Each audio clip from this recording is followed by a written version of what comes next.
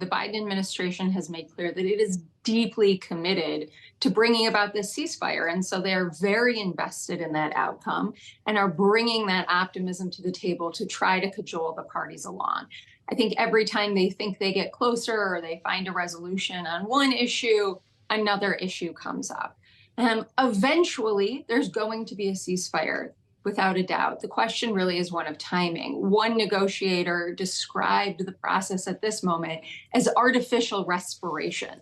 I think that's a little negative, but reflects how negotiators are feeling, that they're breathing and chugging along here, but that it's not achieving the breakthrough that they had hoped for at this stage.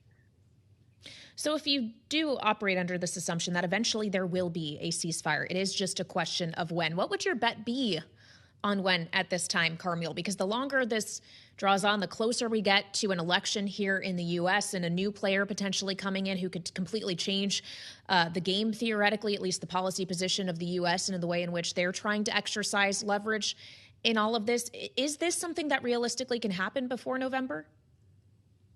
I think it's certainly possible for it to happen by November, but there are significant factors that are pulling both parties away from achieving an agreement.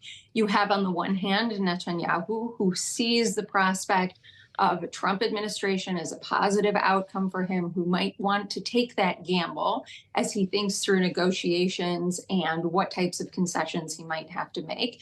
On the other hand, you have Sinwar, who sees the prospect of a regional war as strengthening his hand. And so you have two leaders who have really conflicting political interests, whose negotiators who are working for them keep coming closer and closer to an agreement, and yet the leaders themselves keep pulling back. So I think it is certainly in the realm of possibility. What we're hearing is that they keep getting closer. The two main sticking points right now are over Israel's continued military presence in Gaza, which is key for Netanyahu and something that Hamas and Egypt really are opposed to. But we continue to see forward momentum on questions like the identity and number of hostages that will be released, or the identity and number of Palestinian prisoners that will be released. So we see them getting very close. It's possible, but the timeline really is a big question. Well, and to ask you a different version of the question I just asked Ian, to what extent do you feel that these conversations, as close as they may be getting, are the ebbs and flows, or what is actually preventing the retaliation that's been expected by Iran and Hezbollah for well over a month now in reaction to the assassinations of a Hezbollah and Hamas leader back in July in quick succession? We obviously saw Israel trying to thwart an attempt by Hezbollah, they say, over this past weekend, but I can't imagine that was really it, Carmiel. How does the action of Hezbollah and Iran moving forward have a through line to what's happening with Hamas and Israel and the mediators at the table? Yeah, so the regional conflict has been heating up slowly and continually. So what we saw over the weekend was kind of a moderated escalation where there was a significant strike by Israel, but yet limited in range. It really focused on the border areas.